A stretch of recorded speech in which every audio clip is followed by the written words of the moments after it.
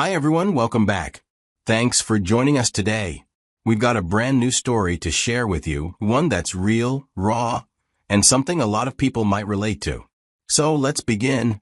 Let me introduce you to William, a regular guy, a husband, a father, and a man who, up until recently, thought he had it all figured out. For the past 7 years, William has been married to Florence. Together, they have a 5-year-old son who means everything to him. If you asked William to describe his life in one word, he'd probably say stable. And that's exactly how he liked it. He worked hard, full-time job, steady paycheck, no crazy spending habits. He wasn't rich, but he made sure his family had everything they needed. A nice home, good food on the table, and a sense of security. He took pride in being a husband and a father. For William, that was his purpose. Florence, his wife, was a little different. She was ambitious, career-driven, always on the move. While William was happy coming home, eating dinner as a family, and watching TV, Florence was always buzzing with energy. She had social events, work dinners, and weekend conferences. But William never saw that as a problem. That was just who she was. In his mind, they had a good balance. He was the steady one, and she was the go-getter. And sure, marriage wasn't as exciting as it used to be, but that happens, right? They were comfortable. They had built a life together. And as far as William was concerned, everything was just fine. But here's the thing about life. Sometimes, the cracks are there long before you notice them. And by the time you do, it's already too late. So one evening, Florence casually mentions that she has a weekend work retreat coming up. Nothing out of the ordinary. She's been to these things before, team building, networking, all that corporate stuff. William doesn't ask too many questions. Why would he? It's work. She tells him it's mandatory, and she'll be gone from Friday evening to Sunday night. He nods and says, "All right, have a good time." She kisses him goodbye, reminds him to pick up their son from soccer practice, and then she's gone. No big deal, right? Just another weekend. Just another work event. At least, that's what William thought. But what if I told you this weekend wasn't about work at all? What if I told you Florence wasn't where she said she'd be? And what if I told you, in just a few days, William's entire world was about to come crashing down? Because what happens next? Well, let's just say, this story is far from over. Stay with me, because this is where things start to unravel. It's a Saturday night. William is at home, sitting on the couch, watching a cartoon with his 5-year-old son. It's just another quiet evening. Nothing unusual. His wife, Florence, is supposed to be at her work retreat. And then his phone buzzes. Once. Then again. And again. And then it won't stop. At first he ignores it. Probably just some group chat blowing up about something random. But then the notifications keep coming. Texts, missed calls, even Facebook messages from people he hasn't talked to in years. Confused, he picks up his phone. The first thing he sees is a message from his coworker. "William, have you seen this?" Then another. "Bro, I don't even know what to say. I'm sorry." His stomach tightens. What are they talking about? And then someone sends him a link. Now, at this point, William doesn't know what he's about to see. He's not thinking about Florence. He's not even nervous yet. He just clicks the link like anyone would. And that's when everything stops. The video loads. It's grainy, filmed in low light like it was taken in secret. But the people in it? Completely recognizable. There she is, Florence, his wife, sitting on an intimate setting hotel balcony, a drink in her hand, laughing. And she's not alone. Sitting next to her is Rex Miller. Yeah, that Rex Miller. The famous athlete. The guy all over the sports channels. The guy women throw themselves at. And Florence? She's sitting close to him in lovey-dovey way. William watches frozen as a video cuts to photos. This time it's in a hotel room. Florence and Rex kissing. Then more. At this point, William is in complete shock. His hands go numb. At first, his brain refuses to process what's in front of him. This has to be a mistake, a prank, something taken out of context. But no, this is real. And worst of all, it's everywhere. The internet is tearing into it. People are sharing the video, making jokes, and creating memes. The comments are brutal because the athlete is rumored to be in a relationship with another celebrity. This leak was likely from an insider who wanted to expose the athlete's secret affairs. William feels sick. He doesn't even remember putting his phone down. His son is still sitting beside him, completely unaware of what's happening. 7 years of marriage. 7 years of trust. Gone. And the whole world is watching. And the worst part? He's the last one to know. But here's the question. What does William do next? How do you even begin to respond to something like this? Well, let's find out. William is sitting there. His brain is scrambling for answers. Maybe there's some explanation. Maybe he's missing something. But deep down, he already knows the truth. But he has to call her. He needs to hear it from her. So, he dials her number. Once. No answer. He tries again. Nothing. By the third time, his chest is burning, his jaw clenched. Why isn't she picking up? She always picks up. Finally, on the fourth call, she answers. But the moment he hears her voice, something is off. She's crying. Panicked. Not the guilty kind of crying, but the kind that sounds like someone who just got caught. William, oh my God. I was about to call you. I swear I don't know what's happening. Her voice is shaky, rushed. She's breathing too fast, like she's trying to keep control. But William doesn't say anything. He just listens. William, you have to believe me. It's fake. That video is fake. Someone's trying to ruin me. Fake? The word hangs in the air. William blinks, trying to process what she's saying. Fake? How? He just watched the whole thing. He saw her face and watched every move she made. How could it be fake? But Florence is sticking to her story. Her words come fast, frantic. It's been edited. Someone's trying to blackmail me, I swear. You can't believe everything you see online, William. And, for a split second, he almost wants to believe her. Because believing her means none of this is real.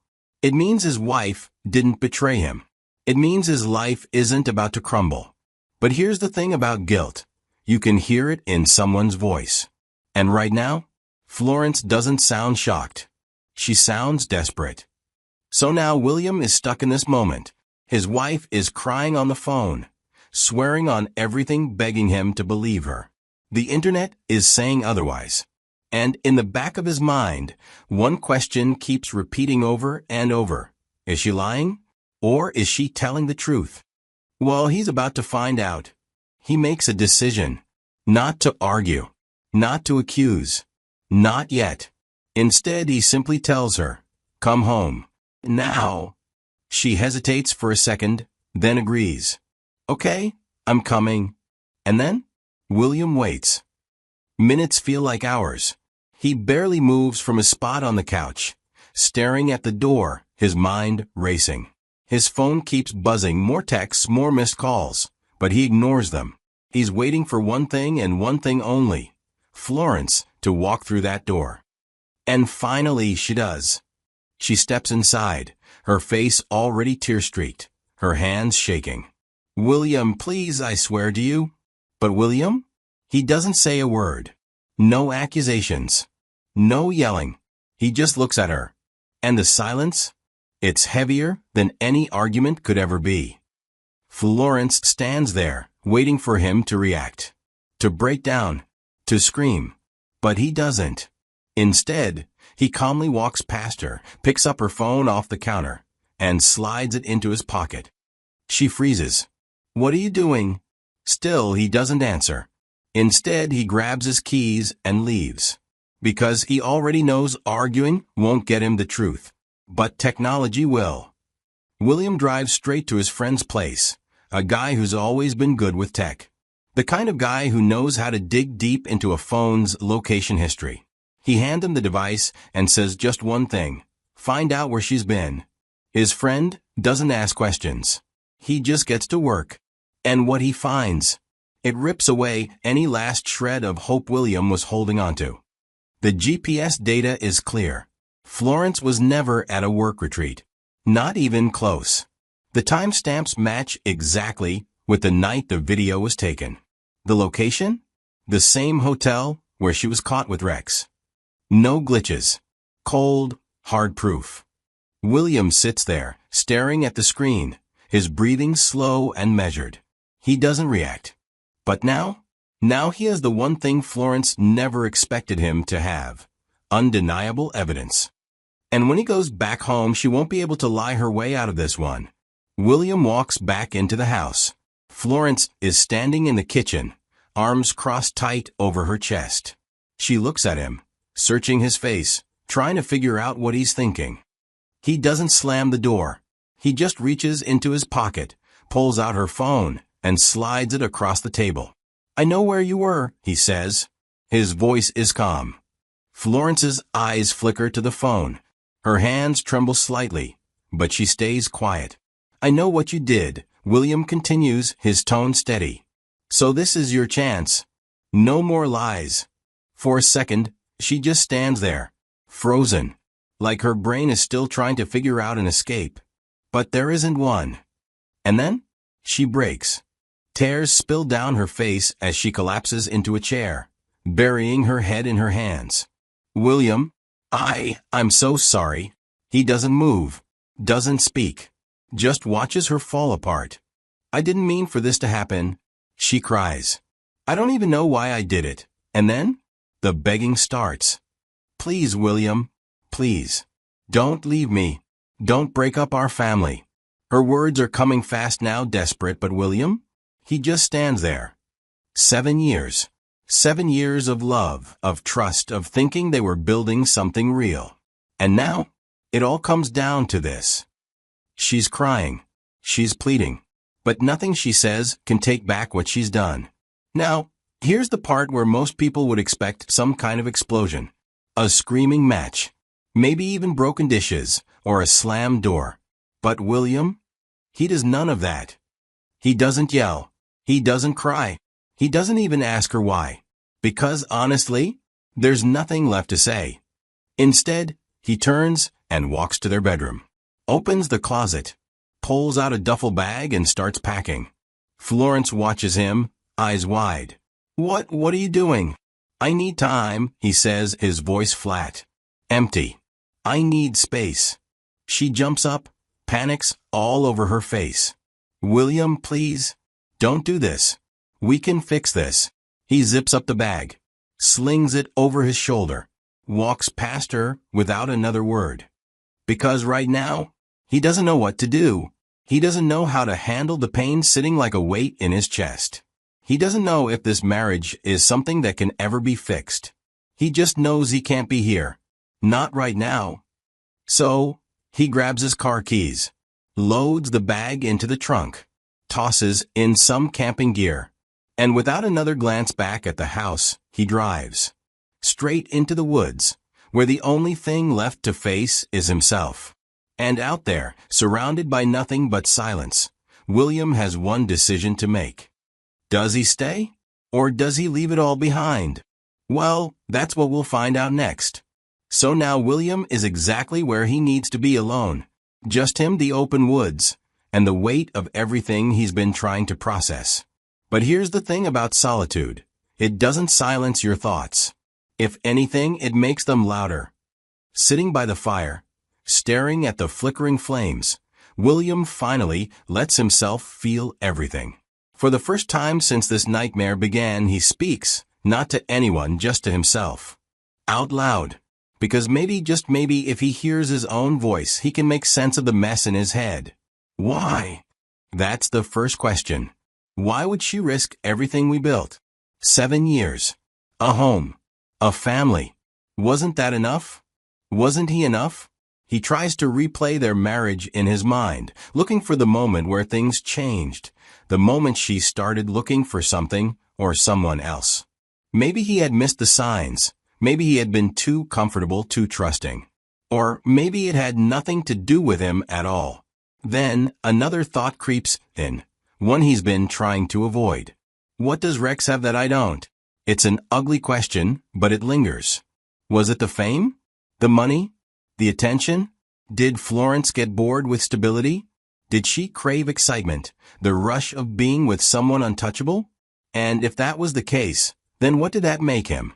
Just the predictable, steady husband she settled for? The weight of the thought presses down on him. Did she ever really love me? That question stings the most. If the answer is no, if he was just the safe choice, then their entire marriage was built on a lie. That's worse than the betrayal itself. Because if she never truly loved him, then nothing they built together, no moment, no memory, was ever real. And if she did love him, if she truly did, then why wasn't he enough? He leans forward, resting his elbows on his knees, rubbing his hands together, as if that will somehow stop them from shaking. His head feels heavy, his chest tight, as if every breath is a struggle. He doesn't know what hurts more, the idea that Florence never loved him the way he thought, or the possibility that she did and still chose to betray him anyway. Now, he has to make a choice. Can I forgive this and move forward? That's the hardest question of all. Florence begged him to stay. She swore it was a mistake. She cried, pleaded, and promised she would do anything to fix this. But does he believe her? Can he ever look at her the same way again? Sleep next to her without wondering who else she's thought about? What if this wasn't a one-time thing? What if, years down the line, she does it again? And even if he forgives her, there's something bigger, something that has nothing to do with love or trust. How do I protect my son from this mess? That's the thought that makes his stomach twist. No matter how much pain he's in, his son is the one who matters most. A 5-year-old who doesn't understand what's happening, who still sees his mom and dad as a team. If William walks away, how does he explain that? And if he stays, what kind of example is he setting? Then there's the part of this betrayal that he never even considered. This isn't just something private. It's public. Friends, family, coworkers, everyone knows. The video is out there. The comments, the memes, the whispers behind his back. He can already imagine the looks and the pity in people's voices when they talk to him. If he forgives her, if he chooses to stay, will he ever truly escape the humiliation? He exhales, watching the cold air leave his lips. The fire crackles beside him, but he barely feels its warmth. For 7 years, he thought his life was set, his marriage unshakable. Now he doesn't even know who he is anymore. And so William sits there, alone, knowing that by the time he leaves these woods, he has to make a decision. Does he fight for his marriage? Or does he finally let it go? And that, my friends, is something only he can answer. Days have passed. The fire has burned down to embers. The food he packed was almost gone. And now it's time to decide. William wakes up to the sound of birds in the distance. He sits up in his tent, rubbing his hands together for warmth. But he knows it's not just the cold making him feel numb. It's the weight of what's waiting for him once he leaves this place. He knows he can't hide out here forever. Limbo is not a life. The decisions he makes today will define his future. There's no easy answer, no perfect solution. But there is one truth he can't ignore. Florence made her choice. Now, it's time for him to make his. By the time he pulls into the driveway, the weight in his chest has settled into something firm. Heavy, but solid. Final. Florence is waiting inside, sitting on the couch, eyes red and swollen from days of crying. She jumps up when she sees him, hope flashing across her face. William, thank God, I was so worried. Please, let's talk. But he doesn't let her finish. I'm packing my things. The words land like a hammer between them. The hope in her eyes vanishes, replaced by raw panic. No, William, please. You don't have to do this. We can fix this, I swear to you. He walks past her, straight to the bedroom, opens the closet, starts pulling out his remaining clothes, shoving them into this new bag. He can hear her behind him, sobbing, begging. By the time he's done packing, she's on her knees, hands clutching at his, her voice breaking between sobs. Please, I'll do anything. Don't throw this away. He finally looks down at her, and for the first time he realizes something. She's not crying because she lost him. She's crying because she lost control over him. And that's all the clarity he needs. He picks up his bag and walks out. This isn't how he thought his marriage would end. But sometimes, endings aren't meant to be beautiful. Sometimes, they're just necessary. And that, my friends, is how William's story ends. He lost his wife, but in the process, he found something more important himself. Because in the end, staying in a broken marriage isn't strength. Walking away from something that no longer serves you, that's real strength. What would you have done in his place? Would you have stayed or walked away? Let us know in the comments. And as always, thanks for watching. Until next time,